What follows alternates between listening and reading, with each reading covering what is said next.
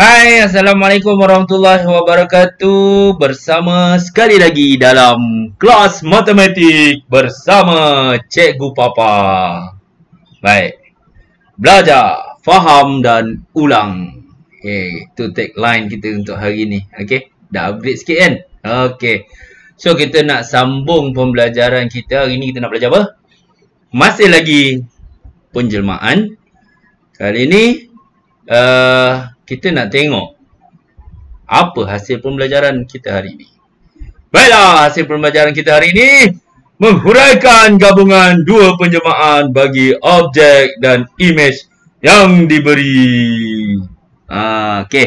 So, sebelum ni yang korang buat minggu lepas, sepanjang minggu lepas, korang telah diberi huraian, iaitu soalan tu dalam bentuk huraian.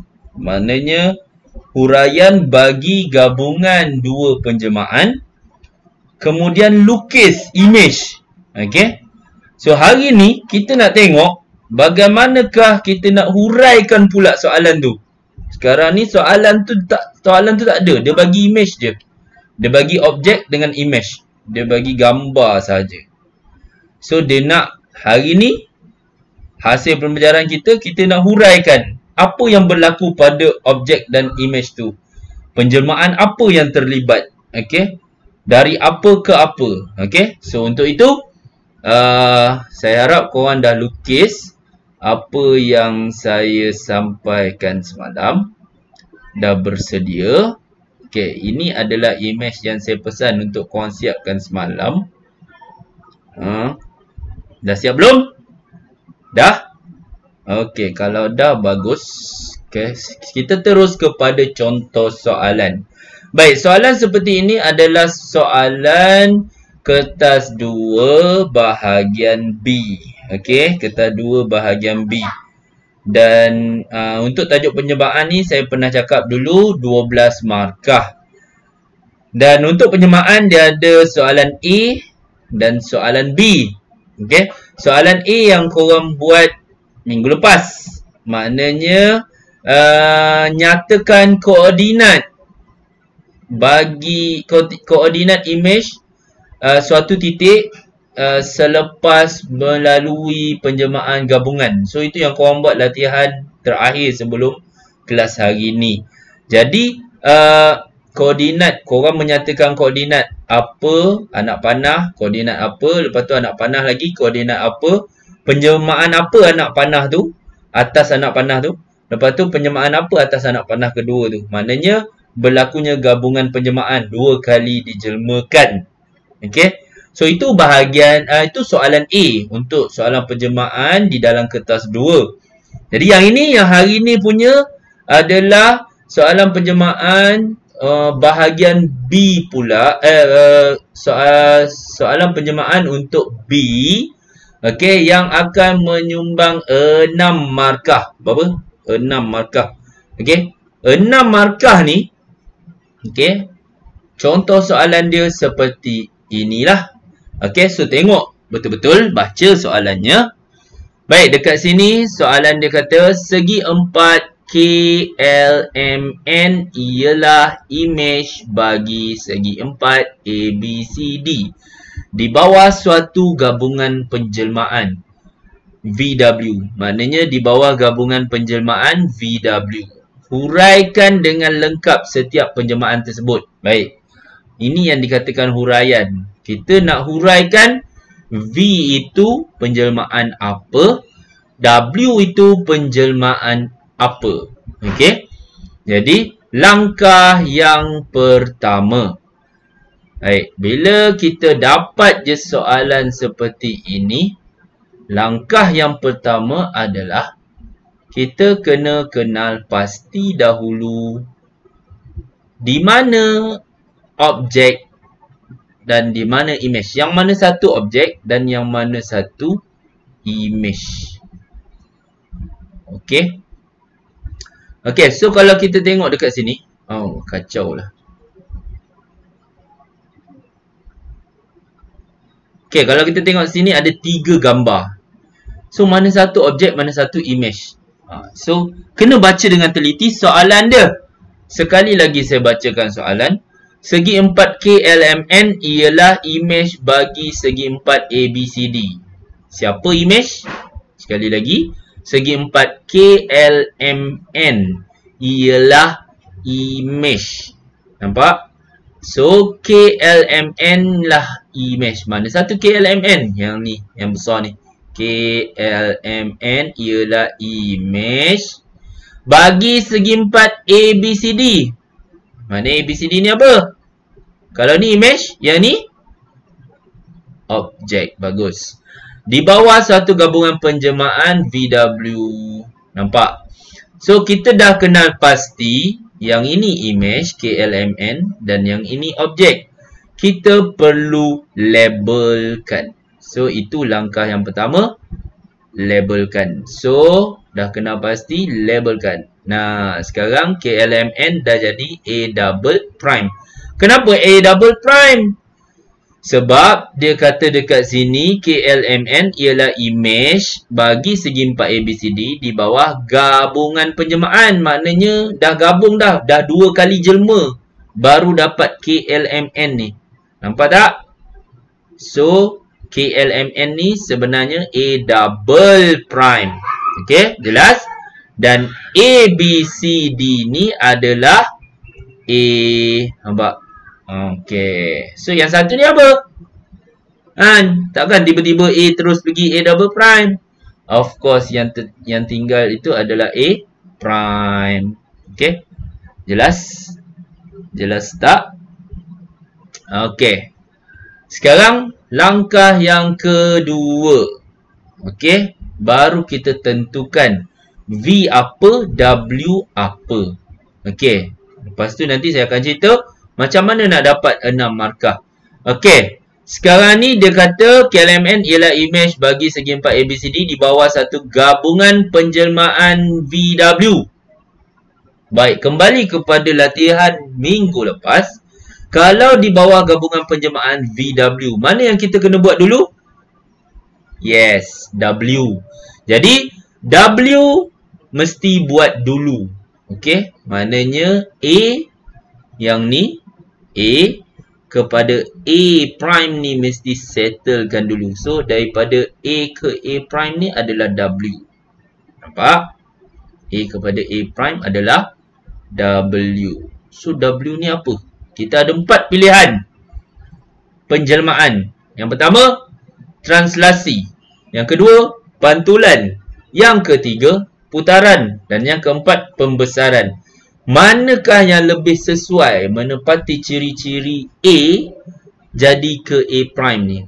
Adakah ia translasi? Tidak. Translasi mesti berubah kedudukan sahaja. Yang ini macam dah berubah. Lain macam dah ni. Bukan setakat kedudukan saja ni. Okey, so bukan translasi ya. Adakah ia pantulan? Bukan pantulan. Kerana pantulan mesti berubah sisi. Sekarang ni bukan sisi berubah, ni lain ni. Dia kalau sisi berubah, dia mesti bentuk dia macam rama-rama sikit kan. Dia mesti berlawanan sisi. So kalau bukan translasi, bukan pantulan, tinggal 2 je lagi. Adakah ia pembesaran atau putaran? Kalau besar, apa yang berubah? Saiz. So dah tentulah jawapan bagi penjelmaan W ini ialah putaran. Nampak? Dapat 1 markah. Jawab putaran dah boleh dapat 1 markah. Okey. Kemudian penjelmaan A prime kepada A double prime pula. Yang ini yang V. Tadi VW kita buat W dulu. Jadi W tu putaran lah. So V ni apa? V ni daripada A prime kepada A double prime. Apa dia? Okey. Dah tentu kita tengok dekat sini jelas saiznya berubah. Dia adalah suatu pembesaran. Baik. Yang ini korang baru jawab dia punya jenis penjelmaan. Penjelmaan apa? Maknanya korang belum jawab dengan lengkap lagi. Sebab korang tak uraikan dengan jelas. Pembesaran apa dengan faktor skala apa pada pusat apa. Putaran apa, berapa darjah ikut arah jam lawan jam pada pusat berapa, tak ada. Jadi kalaulah dapat soalan macam ni, korang hanya jawab putaran dan pembesaran, sekurang-kurangnya korang dah boleh dapat 2 markah. Okey? Korang dapat berapa? 2 markah. Jadi kita tak nak 2, kita nak 6 markah. Dekat mana lagi 4 markah? Huraikanlah dengan lengkap. Jadi putaran. Bagaimana putaran ni tadi? Kita kembali kepada putaran ni tadi. A kepada A prime. Bila putaran, okey, mestilah berapa darjah lawan arah jam ke ikut arah jam. So nak kenal pasti itu, kita kena tengok sisi yang sepadan. Sekarang korang bagi tahu saya apa sisi yang sepadan dengan apa sisi image dia sekarang yang ni Apakah sisi image yang ni yang sepadan dengan sisi objek DC? Agak-agak mana yang sepadan dengan dia? Yang ni sepadan dengan mana pada EFGHI ni? Yang mana? Cepat. Yes. HI ni. Okey. Nampak tak? DC kepada HI. Ni adalah kita boleh pilih mana-mana sisi, tapi saya lebih memilih sisi yang ini kerana dia jelas. Kalau kita kata putaran ni, saya kata ada 2 je dia punya saiz sudut. 90 darjah ataupun 180 darjah. Jadi yang paling senang kita nak kesan adalah 90 darjah ataupun nak kesan 90 darjah dengan 180 darjah ni. Objek yang sisinya tu melintang, mengufuk. Maknanya sama dengan paksi X. Ataupun salah satu sisi tu menegak, sama dengan paksi Y. Jadi senang kita nak tengok. Kalau tegak 90 darjah dia akan jadi baring. Kalau baring 90 darjah dia akan jadi tegak. Nampak? Jadi kalau kita bandingkan sisi DC ni daripada DC ni nak pergi ke HI ni sisi yang sepadan tadi. Mula-mula dia baring. Kemudian image dia menjadi tegak. Nampak? Daripada baring jadi tegak. Jadi dia ni adalah putaran 90 darjah. Arah jam ke lawan jam? Kita tengok jarum. Tengok jarum. Kalau DC ni, bucu D ni ke ujung, dia sama dengan I ni. Kalau 90 darjah. Ni sebelah kiri. Ni sebelah atas. Agak-agak lawan ke ikut? Yes, ikut arah jam. Jadi dia ikut arah jam 90 darjah. Daripada baring dia tegak. Nampak? So dia ikut arah jam. So dia putar lebih kurang macam ni lah. Dia putar. Okay. So dia adalah putaran ikut 90 darjah ikut arah jam. Dah tambah lagi 1 markah. Dah jadi 3 markah. Just jawab tu je.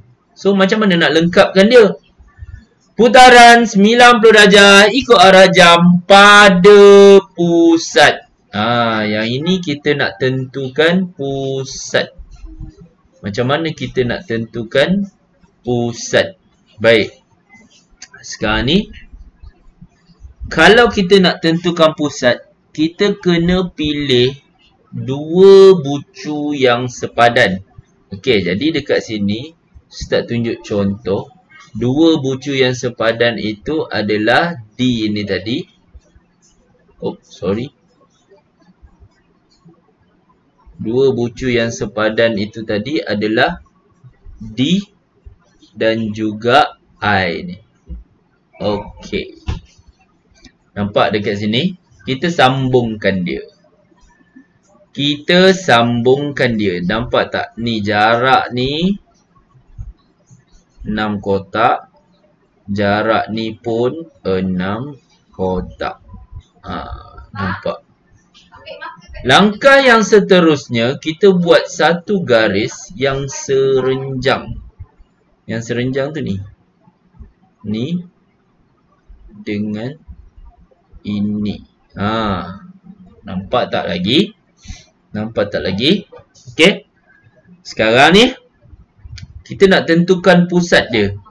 Bila dia putar macam ni, dia putar ikut arah jam. Agak-agak pusat putaran dia dekat O ke dekat P? Cuba fikir. Kalau pusat putaran dia dekat O, logik tak? Pusat putaran dia dekat O ni, logik tak?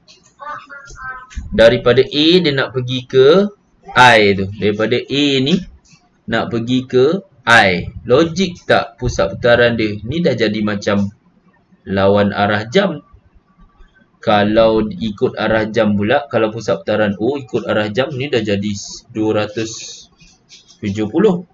Jadi pusat putaran dia adalah P ni. So berapa pusat putaran dia? 1, 3. So ini kaedah nak menentukan pusat putaran. Okey. So pada pusat 1, 3. Jelas? Okey. So dah dapat markah, tambah lagi satu markah kat situ. Tadi pembesaran 1 markah, putaran 1 markah, 90 darjah ikut arah jam pada pusat 1, 3. Sudah ada 4 markah. Lagi 2 huraiannya ada pada pembesaran. Okey, macam mana huraian bagi pembesaran? So, kita kembali kepada rajah ni. Kita fokus pada A prime pergi A double prime. A prime pergi A double prime adalah pembesaran. Pembesaran mesti ada faktor skala. Dengan faktor skala berapa? So, nak tahu faktor skala, kita kena tengok satu sisi yang sepadan. Sekali lagi saya pilih sisi yang mudah. HI. HI ni kalau kita tengok pada image A double prime, dia yang mana? Of course dia NM. Okay. Sekarang faktor skala dia berapa? Kita nak tengok dia berapa kali besar. So senang je. Kita tengok kalau sisi HI ni 2. MN ni berapa kotak ni? 1, 2, 3, 4 kotak. MN ada 4 kotak. So daripada 2 kotak pergi kepada 4 kotak, berapa kali? 2 kali. So dengan faktor skala 2. Nampak? Dengan faktor skala 2. Okey. Pada pusat. Okey. Sekarang kita nak tengok pada pusat. Ni nak tentukan pusat pula. Nak tentukan pusat, kita sambungkan bucu yang sepadan ataupun titik yang sepadan daripada image dengan objek. Objek kita sekarang yang ni lah, sebab ni penjemahan kali kedua. Okey. So yang sepadan dengan M. Mana yang sepadan dengan M? H. Okey. Jelas? Yang sepadan dengan M tu adalah H. So kita sambungkan M dengan H. Okey. Okey, lagi apa yang sepadan lagi? L. L dengan apa? Yes, L dengan G. So L sepadan dengan G. Okey, nampak? Nampak tak? Jelas? Okey. Dan last kali kita tengok apa yang sepadan lagi? K. K dengan F. Okey, sekarang kita tengok di manakah titik persilangan ketiga-tiga garis ini. Jadi titik persilangan bagi ketiga-tiga garis ni di J ni, nampak ni. J ni apa koordinat dia ni? 2, 11. Okey. So jawapan akhir pembesaran dengan faktor skala 2 pada pusat 2, 11. Okey. So, itu sahaja contoh yang saya boleh tunjuk untuk hari ini, pembelajaran kita hari ini. Kenapa saya pilih pembesaran dengan putaran? Sebab pembesaran dengan putaran ni markah bagi huraiannya adalah 3 markah. Pembesaran 3 markah, putaran pun 3 markah. Dan kedua-dua penjelmaan ini sangat popular dalam soalan SPM dan juga percubaan. Sangat jarang ditanyakan translasi dan juga pantulan. Sebab apa? Translasi dia ada 2 markah sahaja kalau dia nak tanya. Translasi, apa dia punya notasi pergerakan dia. Translasi 5 negatif 2. Translasi 2 7. Itu contoh. So, translasi 1 markah. 2 7 tu 1 markah. So, markah dia 2 je. Sama juga dengan pantulan. Pantulan pun markah dia 2 je. Pantulan pada garis, persamaan garis tu. X sama dengan 2. X sama dengan 3.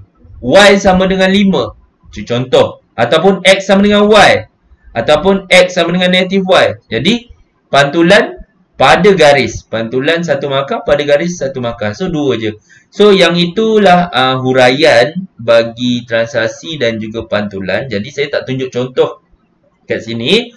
Dekat sini, saya cuma tunjuk contoh pembesaran dan juga putaran. So, sehingga di situ sahaja. Sila respon video ini. Okey, jangan lupa subscribe dan like dan tekan loceng untuk notifikasi video terkini daripada Cikgu Papa. Sekian, terima kasih. Assalamualaikum warahmatullahi wabarakatuh.